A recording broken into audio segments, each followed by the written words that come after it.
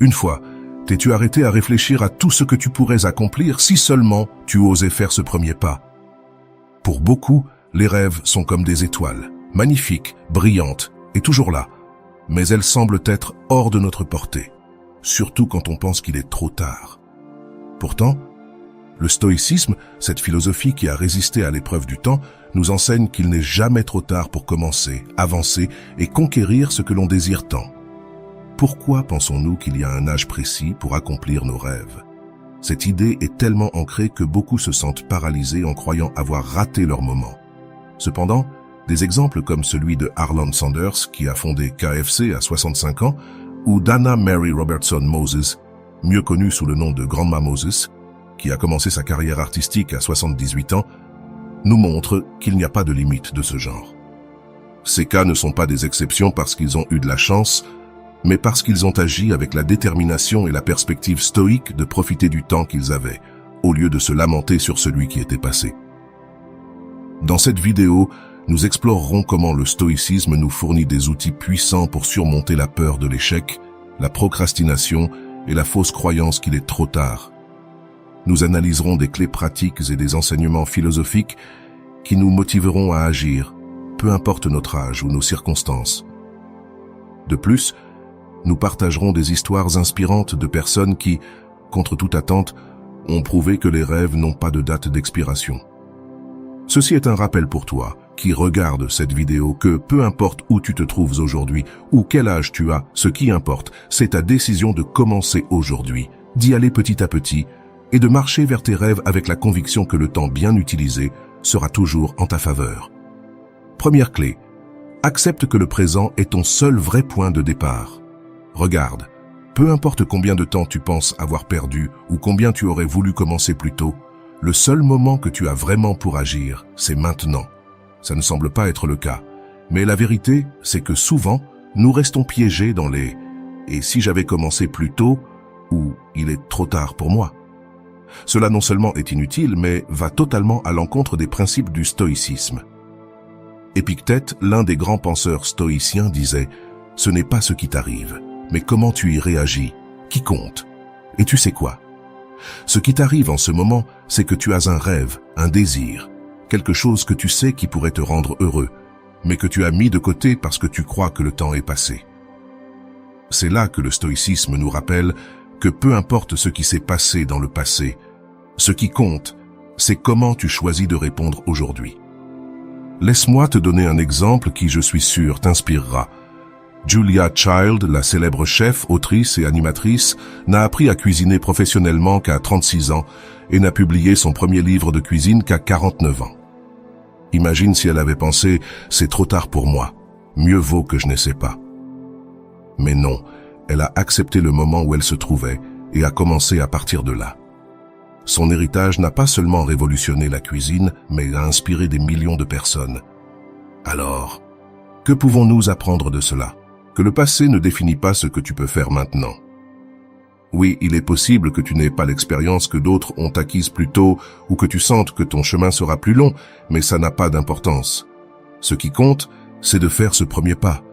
Fais une liste, renseigne-toi, prends une petite action qui te rapproche un peu plus de ce rêve. Pourquoi est-ce important d'accepter le présent comme ton point de départ? Parce que cela te libère du lourd fardeau du passé. Tu n'es plus en train de lutter contre ce que tu aurais dû faire, tu avances simplement avec ce que tu as maintenant, avec calme et détermination. C'est un changement de mentalité tellement puissant que, une fois que tu l'acceptes, tu réalises que le temps que tu pensais avoir perdu se transforme en temps que tu es en train de gagner. Alors, qu'est-ce qui te retient? Aujourd'hui pourrait être le jour où tu commences quelque chose d'incroyable. Il te suffit d'accepter que c'est ton moment. Avant d'aller loin, je te serais reconnaissant si tu mets un j'aime à la vidéo. Cela m'aiderait à continuer de diffuser cette philosophie. Si tu n'es pas encore abonné, je te recommande de t'abonner et d'activer la cloche pour ne manquer aucune vidéo. Deuxième clé. Brise la comparaison et concentre-toi sur ton propre chemin. Parlons de quelque chose qui nous freine plus que nous ne le réalisons. La comparaison avec les autres. Parfois, nous regardons autour de nous et pensons « Regarde cette personne, elle a accompli tant de choses à un si jeune âge. Pourquoi cela n'a-t-il pas été mon cas ?» C'est comme si nous vivions dans une course imaginaire où nous arrivons toujours en retard. Mais tu sais quoi?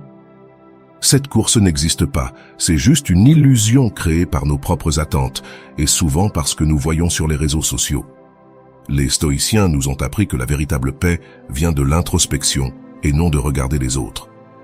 Marc Aurèle écrivait dans ses méditations « Ne perds pas de temps à discuter de ce qu'est un homme de bien.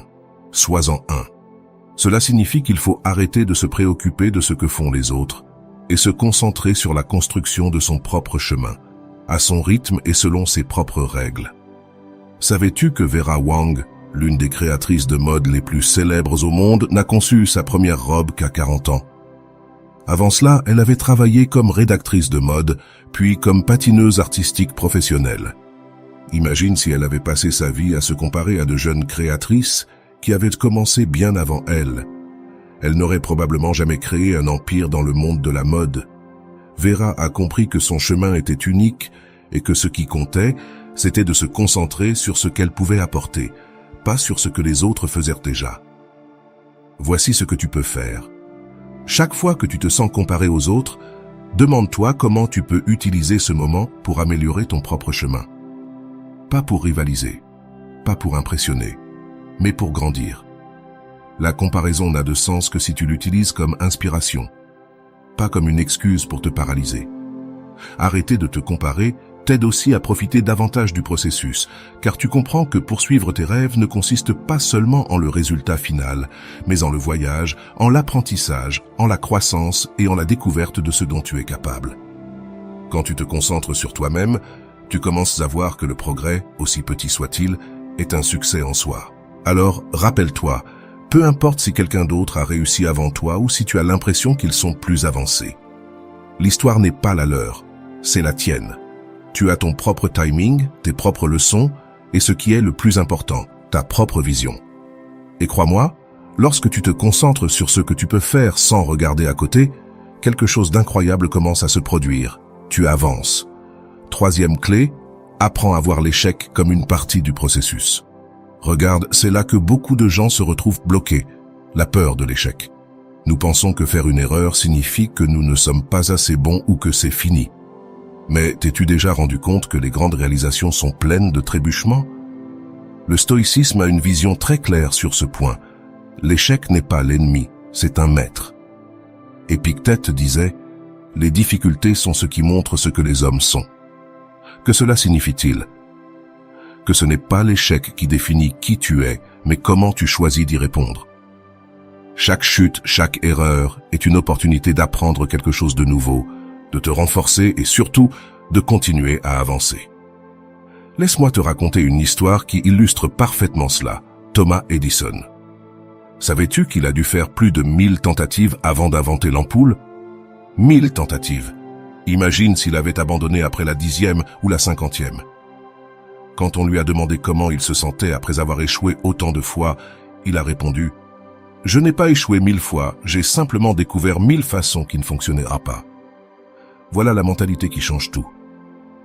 Quand tu commences à poursuivre un rêve, il est inévitable que tu rencontres des défis et des erreurs. Mais chacun de ces moments a quelque chose à t'enseigner. Peut-être que ce n'était pas le bon chemin, mais maintenant tu sais comment ne pas le faire. Ou peut-être que tu découvres une compétence que tu ne savais même pas que tu avais. C'est comme un jeu de construction. Chaque pièce, même celle qui semble ne pas s'emboîter au début, te rapproche un peu plus de l'image complète. Et tu sais quoi de mieux? Chaque fois que tu fais face à un échec et que tu continues, tu deviens plus fort. Tu apprends à te faire confiance, à t'adapter et à ne pas dépendre du fait que tout soit parfait, car soyons réalistes. Dans la vie, rien ne se passe exactement comme prévu. Donc, la prochaine fois que quelque chose ne se passe pas comme tu l'avais planifié, pose-toi cette question. Qu'est-ce que je peux apprendre de ça? Puis, relève-toi et continue, car chaque fois que tu le fais, tu te rapproches un peu plus de ta cible. Quatrième clé, divise tes rêves en petites étapes et célèbre chaque avancée. Alors, ça t'est déjà arrivé de regarder un rêve tellement grand que tu ne sais même pas par où commencer? C'est comme se tenir devant une montagne et penser « Il n'y a aucune chance que je puisse atteindre le sommet ». Mais voici l'astuce. Tu ne montes pas une montagne en un seul saut, n'est-ce pas? Tu le fais pas à pas. Et c'est exactement ce que nous devrions faire avec nos rêves. Un maître du stoïcisme a dit quelque chose de très puissant. Ne te surcharge pas de tâches gigantesques, fais de petites choses, mais fais-les bien. Cette idée est fondamentale car elle nous aide à ne pas nous laisser submerger par tout ce que nous avons devant nous.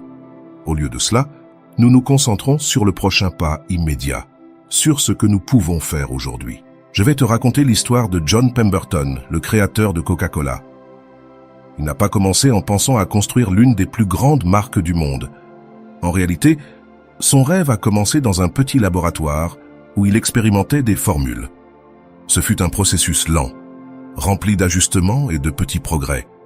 Mais chaque étape l'a rapproché de son objectif. Et aujourd'hui, Coca-Cola est un empire mondial.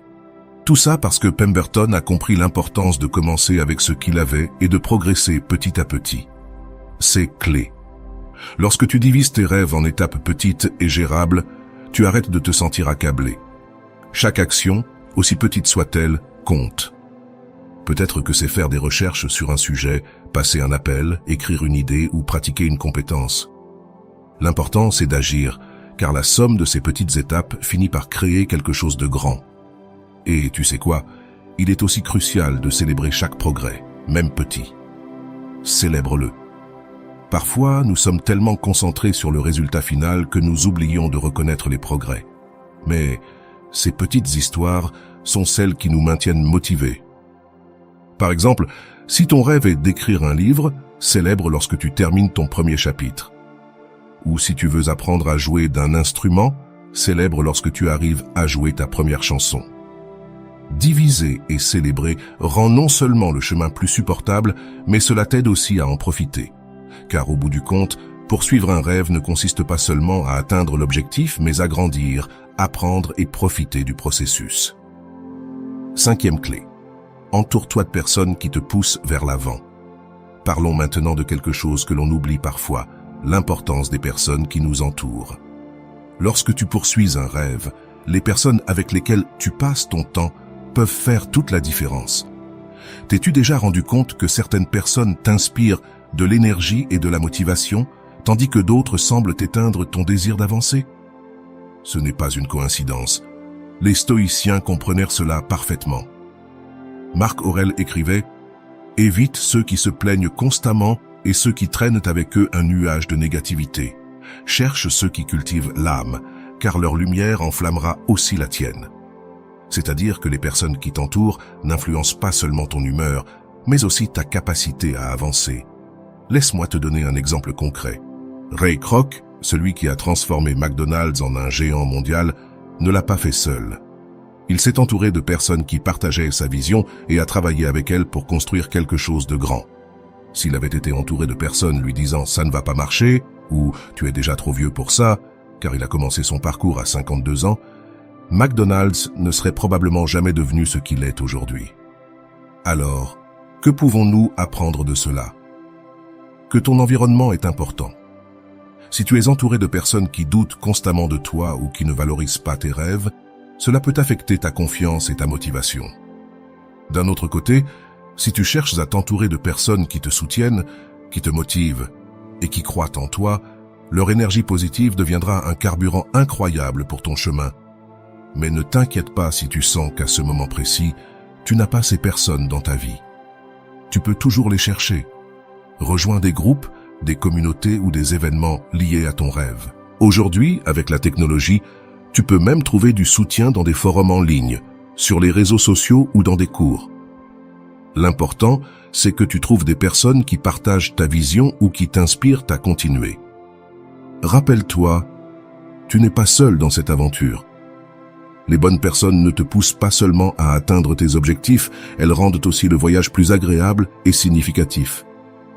Et si tu as la chance d'avoir déjà quelqu'un comme ça dans ta vie, n'oublie pas de le remercier. Cette connexion peut être plus précieuse que ce que tu imagines.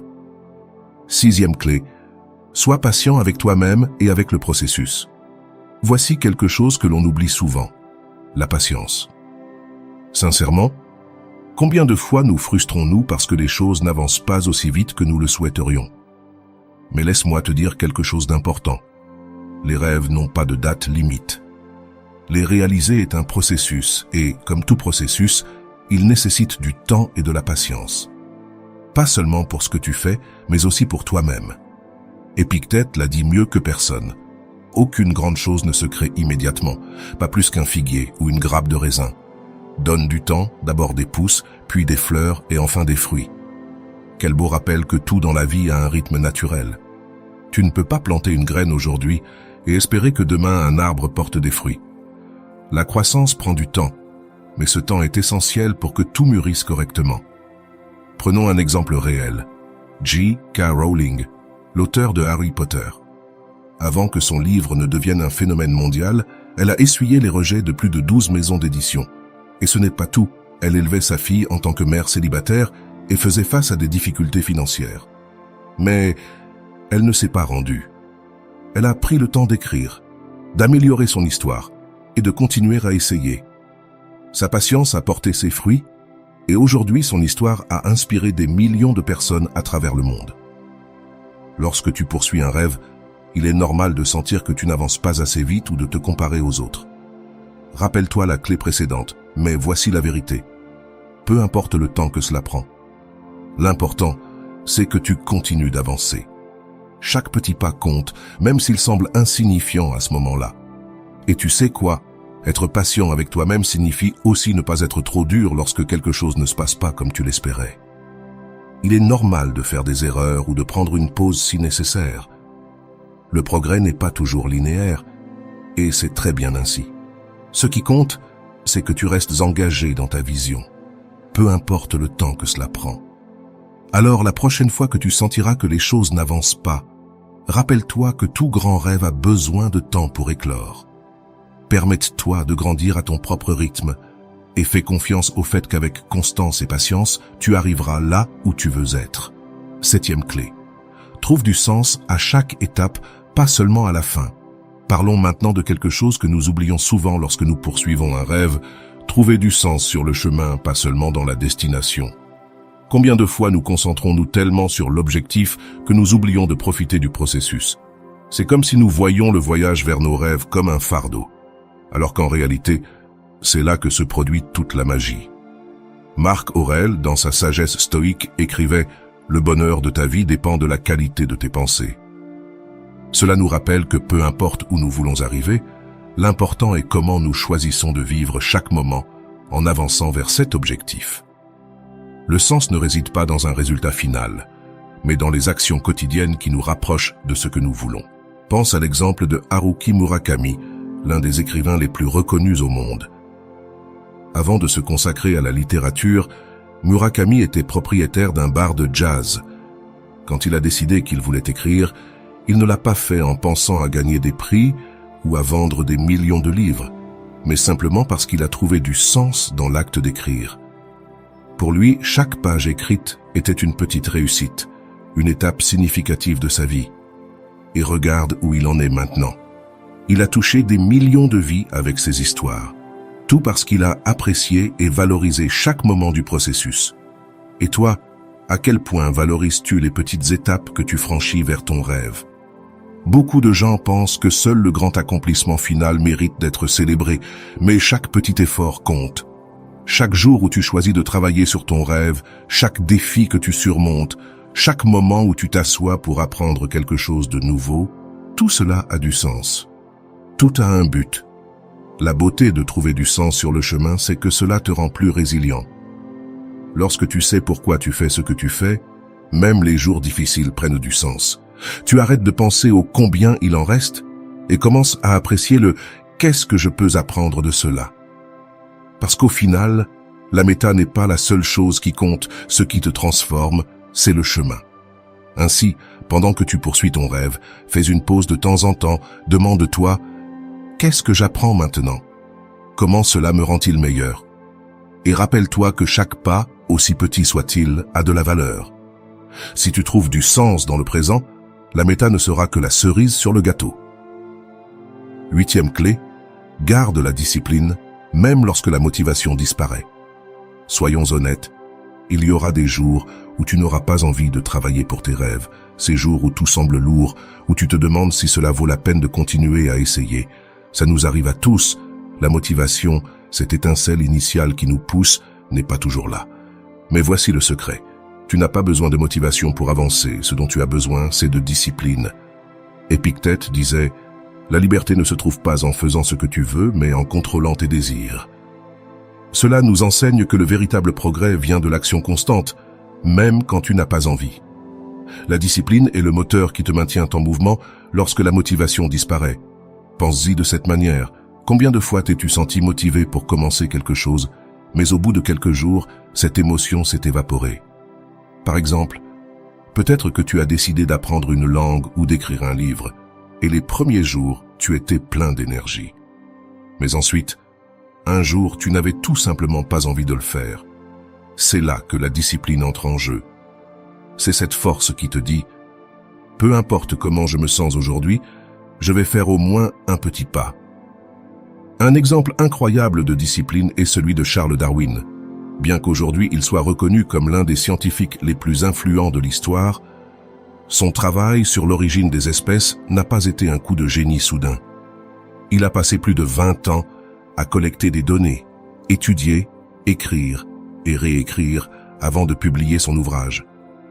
Il y a eu des jours où il s'est senti bloqué, mais sa discipline lui a permis de continuer jusqu'à ce qu'il termine son travail monumental. Comment peux-tu appliquer cela à ta vie? Commence par de petites habitudes quotidiennes. Tu n'as pas besoin de faire de grands progrès chaque jour, mais tu as besoin de consistance. Si aujourd'hui tu n'as pas envie de travailler sur ton rêve, fais au moins quelque chose de petit. Écris une idée, étudie pendant 5 minutes ou fais un pas minimal. C'est comme construire un mur. Chaque brique compte, même les plus petites. De plus, souviens-toi que la discipline ne signifie pas que tu dois être parfait. Il y aura des jours où tu échoueras, et c'est bien ainsi. L'important est de revenir sur le chemin le plus rapidement possible. C'est dans cette constance, pas dans la perfection, que les rêves se construisent vraiment. Alors, la prochaine fois que tu te sentiras démotivé, pose-toi cette question. Quel petit pas puis-je faire aujourd'hui? Et fais-le. La discipline te mènera beaucoup plus loin que la motivation. 9e clé, visualise le succès, mais agis dans le présent. Parlons de quelque chose qui peut sembler contradictoire, rêver en grand, mais garder les pieds sur terre. Parfois, on se concentre tellement sur l'imaginaire du succès qu'on oublie que celui-ci ne se réalise qu'en travaillant ici et maintenant. Ce n'est pas mal de visualiser tes objectifs. En fait, c'est très puissant. Mais le stoïcisme nous enseigne que nous devons équilibrer cette vision avec des actions présentes. Sénèque, dans sa grande sagesse, nous a dit « La chance, c'est ce qui arrive lorsque la préparation rencontre l'opportunité. » Cela signifie que même si imaginer ton succès peut te motiver, ce qui le rendra réel, c'est l'effort quotidien et constant. Autrement dit, il ne suffit pas de visualiser, tu dois agir. Laisse-moi te parler de Jim Morris, aussi connu sous le nom de The Rookie. Cet homme est un exemple parfait de comment la visualisation et l'action peuvent travailler ensemble. Morris rêvait de devenir joueur de baseball professionnel, mais des blessures l'ont éloigné du sport dans sa jeunesse. Des années plus tard, en tant que professeur de chimie et entraîneur d'une équipe scolaire, il a promis que si ses étudiants gagnaient un tournoi, il essaierait d'entrer dans les ligues majeures. Il avait 35 ans lorsqu'il a décidé d'essayer, un âge considéré comme trop tard pour un joueur de baseball. Et que s'est-il passé? Il a réalisé son rêve et est devenu joueur professionnel. Pourquoi? Parce qu'il n'a pas seulement rêvé, il a agi. La visualisation peut être un outil incroyablement utile. Imaginer que tu réalises ton objectif peut allumer cette étincelle de motivation et te rappeler pourquoi tu as commencé. Mais voici l'astuce. Ne reste pas piégé dans la fantaisie. Utilise cette image comme une boussole, comme un rappel de la direction à prendre, mais assure-toi de faire de vrais pas chaque jour pour te rapprocher de ce but. Une manière pratique de le faire est de diviser ton objectif en petites étapes. Par exemple, si ton rêve est d'ouvrir une entreprise, visualise le jour où tu coupes le ruban de l'inauguration. Mais ensuite, demande-toi, que puis-je faire aujourd'hui pour me rapprocher de cela? Peut-être que c'est rechercher des coûts, chercher des fournisseurs ou apprendre sur le marketing. L'important est que chaque jour, tu fasses quelque chose, même si cela te semble minime. Rappelle-toi que le succès n'est pas un coup de chance ni un rêve qui se réalise magiquement. c'est le résultat d'un travail constant et de décisions conscientes prises dans le présent. Visualise avec clarté, mais vis et agis dans le ici et maintenant. 10e clé, adopter une mentalité de croissance et d'apprentissage constant. Cette clé est l'une de mes favorites, car elle change vraiment la manière dont nous voyons les défis et les opportunités. Souvent, quand on poursuit un rêve, on pense qu'on doit avoir toutes les réponses ou être parfait dès le début. Mais et si je te disais que tu n'as pas besoin de tout savoir pour commencer, mais d'être prêt à apprendre en cours de route? Voilà la clé. Une mentalité de croissance. Carol Dweck, une psychologue très reconnue, explique que les personnes ayant une mentalité de croissance croient que leurs compétences peuvent se développer avec des efforts, des stratégies et du soutien. Bien que ce ne soit pas une phrase stoïque à proprement parler, elle rejoint parfaitement ce que disait Marc Aurèle. Ce qui n'est pas utile pour la ruche ne l'est pas non plus pour l'abeille. En d'autres termes, apprendre, s'améliorer et contribuer ne te profite pas seulement à toi, cela aide aussi les autres. Un exemple qui m'inspire toujours est celui de l'auteure Laura Ingalls Wilder, connue pour son livre « La maison dans la prairie ».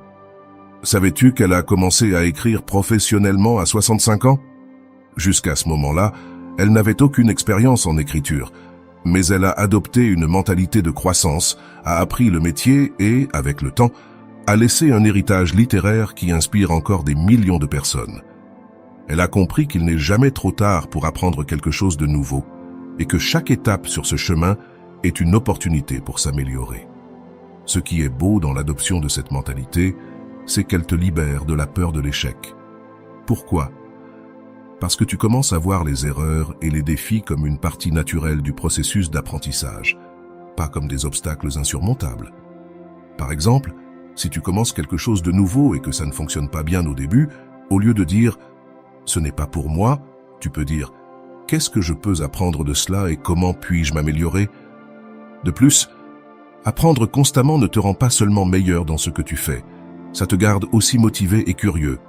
Tu peux lire des livres, suivre des cours, discuter avec des personnes qui ont réussi ce que tu souhaites réaliser ou simplement apprendre de tes propres expériences. Chaque jour est une occasion de grandir un peu plus.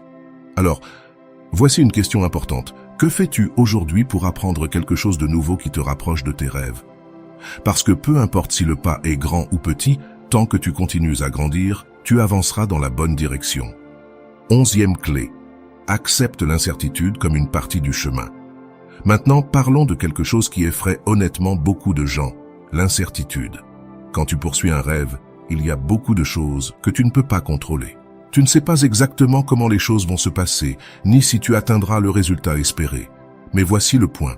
Tu n'as pas besoin de toutes les réponses pour commencer. L'incertitude n'est pas un ennemi, c'est un compagnon inévitable dans toute grande aventure. Épictète, le sage stoïcien, nous a laissé une leçon précieuse. La préoccupation ne vide pas demain de sa tristesse, mais elle vide le présent de sa force. Que signifie cela? Que s'inquiéter de ce qui pourrait se passer ne change rien, mais cela te vole l'énergie que tu pourrais utiliser pour agir aujourd'hui. La clé réside dans l'acceptation du fait que l'avenir sera toujours incertain et que c'est parfaitement normal. Laisse-moi te parler de Samuel L. Jackson, cet acteur qui est aujourd'hui l'un des visages les plus reconnaissables d'Hollywood. Il ne réussit pas à obtenir son premier rôle important avant ses 43 ans. Tu crois qu'il était certain qu'il allait réussir? Bien sûr que non, mais au lieu de laisser l'incertitude le paralyser, il l'a utilisé comme motivation pour continuer à travailler. Aujourd'hui, il est une preuve vivante que tu n'as pas besoin d'un plan parfait, juste la volonté de continuer, même quand le chemin n'est pas clair. L'incertitude, lorsque tu l'embrasses, peut devenir une source de force. Pense à cela. Si tout était garanti et prévisible, où serait l'émotion? Les moments de plus grande croissance et de découverte surviennent souvent lorsque nous nous aventurons dans l'inconnu. C'est effrayant, bien sûr, mais cela t'encourage aussi à être créatif, à apprendre et à t'adapter. Un exercice que tu peux faire est de changer ta perspective sur l'incertitude. Plutôt que de la voir comme un problème, regarde-la comme une opportunité. Demande-toi ce que tu peux découvrir en faisant ce premier pas ou quelles possibilités s'ouvrent si tu oses essayer. Ainsi, au lieu de te préoccuper de ce qui pourrait mal tourner, Commence à te concentrer sur ce que tu pourrais gagner. Et n'oublie pas, tu n'as pas besoin de connaître tout le chemin pour commencer, tu as juste besoin de faire le prochain pas. L'incertitude sera toujours là, mais tes envies, ton effort et ta capacité à t'adapter à ce qui vient seront aussi présents. 12e clé, ne sous-estime jamais le pouvoir de commencer, même si c'est petit. Souvent, le plus grand obstacle pour poursuivre nos rêves, c'est que nous pensons trop aux défis immenses. Nous nous disons « je ne suis pas prêt » ou « j'ai besoin de plus de temps, de ressources, d'expérience ». Mais la vérité, c'est que la seule chose dont tu as besoin pour commencer, c'est de commencer. Marc Aurèle l'a parfaitement exprimé. L'objet de la vie n'est pas de se ranger du côté de la majorité, mais d'échapper à faire partie des insensés. Et être insensé, c'est rester immobile, paralysé par des excuses ou des peurs. Commencer, même si c'est avec un petit pas, est un acte de courage et de sagesse. Tu connais l'histoire d'Anna Mary Robertson Moses, plus connue sous le nom de Grandma Moses? C'est une histoire qui m'inspire toujours. Elle a commencé à peindre à 78 ans après une vie de travail à la ferme. Elle n'avait aucune formation formelle, ni de grands moyens. Mais elle a simplement commencé à peindre parce qu'elle en avait envie, parce qu'elle avait un rêve et voulait le réaliser. Et que s'est-il passé? Ses œuvres sont devenues mondialement célèbres et sont maintenant exposées dans des musées. Tout cela parce qu'elle a osé commencer, même si c'était tard et petit. Quand tu penses à tes propres rêves, il se peut que tu aies l'impression qu'il te manque quelque chose pour faire le premier pas. Mais voici la vérité, il y aura toujours quelque chose à apprendre, quelque chose à améliorer. Si tu attends que tout soit parfait, tu ne commenceras jamais. Et au contraire, si tu fais un petit pas aujourd'hui, tu seras beaucoup plus proche de ton objectif que tu ne l'étais hier. Cela peut être aussi simple que d'écrire cette première page, de rechercher ce cours, de passer cet appel, ou même de partager ton idée avec quelqu'un. Ces petits pas sont comme des graines que tu plantes dans la terre. Peut-être qu'au début, tu ne verras pas de résultats, mais si tu les arroses avec constance, un jour tu verras comment elles grandissent. De plus, commencer petit te permet de construire ta confiance. Chaque petit accomplissement, chaque pas que tu fais, te rappellera que tu es capable, que tu avances. Et cette confiance sera ce qui te poussera à continuer, même lorsque le chemin se compliquera. Alors, la prochaine fois que tu penseras que ton rêve est trop grand, arrête-toi et demande-toi « Que puis-je faire maintenant avec ce que j'ai ?» Car peu importe la taille du pas, l'important, c'est de le faire. Et qui sait, peut-être que ce petit pas sera le début de quelque chose d'énorme. 13e clé. Reconnais et remercie ton progrès en chemin. Cette clé est comme une bouffée d'air nécessaire pendant que tu poursuis tes rêves.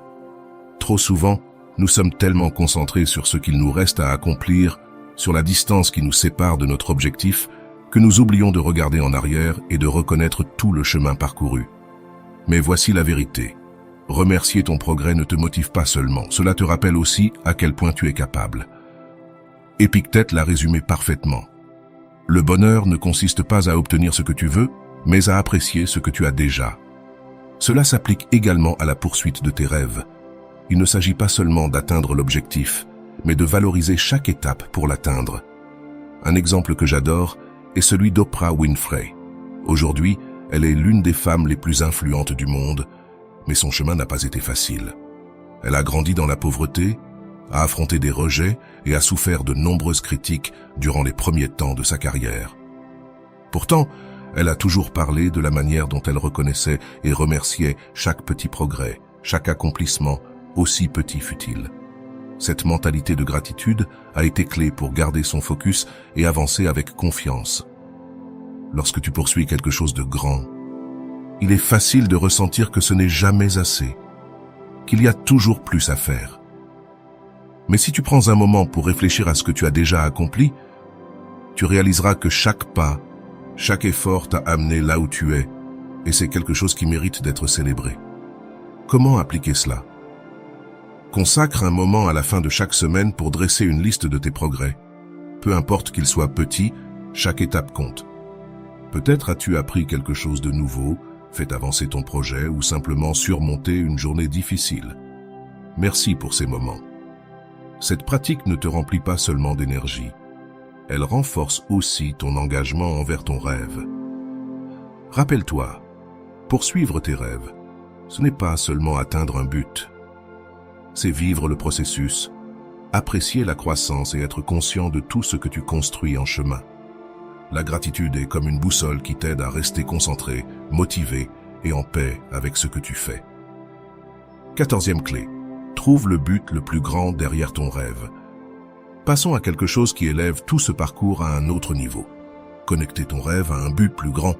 C'est-à-dire, pourquoi veux-tu vraiment atteindre cet objectif? Quel impact aura-t-il sur ta vie et au-delà, sur la vie des autres? Lorsque tu trouves cette connexion plus profonde, ta motivation devient imparable. Sénèque nous a laissé une phrase puissante. « Si un homme ne sait pas à quel port il se dirige, aucun vent ne lui est favorable. » Cela signifie qu'avoir une vision claire de ton but te donne non seulement une direction, mais aussi la force de continuer, même quand les choses se compliquent. Un rêve lié à un but n'est pas juste un désir passager, c'est quelque chose qui te pousse depuis les tréfonds de toi-même. Laisse-moi te donner un exemple. Nelson Mandela. Il rêvait d'une Afrique du Sud libre où tous les gens auraient les mêmes droits.